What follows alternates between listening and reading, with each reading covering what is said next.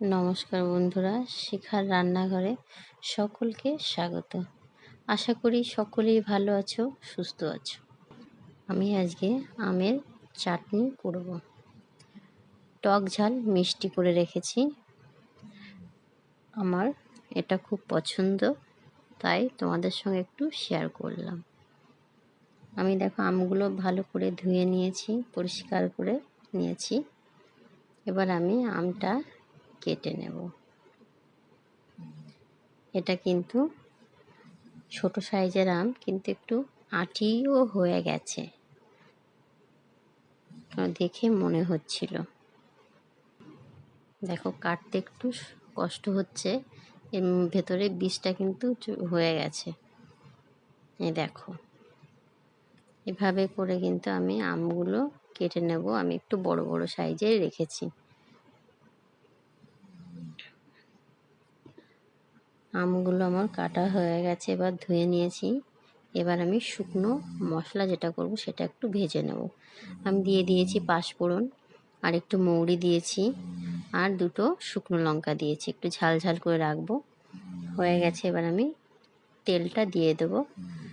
এবার দিয়ে দেবো একটু পাঁচ ফোড়ন, আর আমগুলো আমি ছেড়ে দেব। আমগুলো একটু ভেজে নেব। নিয়ে আমি এর ভেতরে পরিমাণ মতন একটু জল দিয়ে দেব।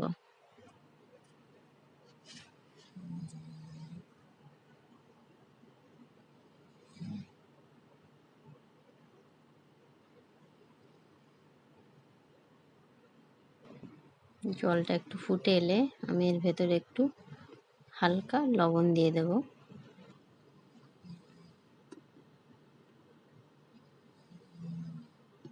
আর দিয়ে দেব চিনি। চিনিটা তোমাদের স্বাদ মতন দিয়ে দিও। আমি চিনিটা একবার দেখে নেব মিষ্টিটা কেমন হয়েছে, লাগলে আমি দিয়ে দেব। দেখো জলটা ফুটে এসছে আমার। আমগুলো একটু গলে গেছে দেখো। আমার ভিডিওটা যদি তোমাদের ভালো লেগে থাকে, লাইক, শেয়ার আর সাবস্ক্রাইবটা করে দিও।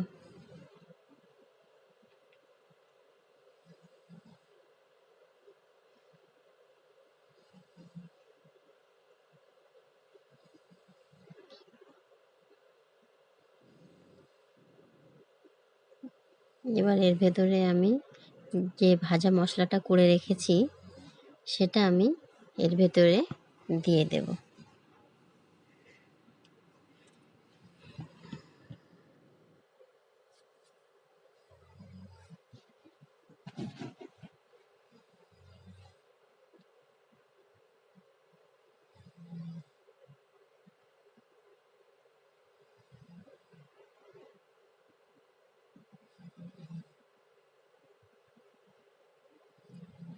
দেখো গ্যাসটা আমি অফ করে দিয়েছি।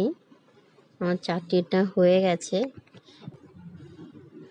এই দেখো, আমি এরকমই দেখেছি, একটু ঠান্ডা হয়ে গেলে চাটনিটা অনেকটা জমে যাবে।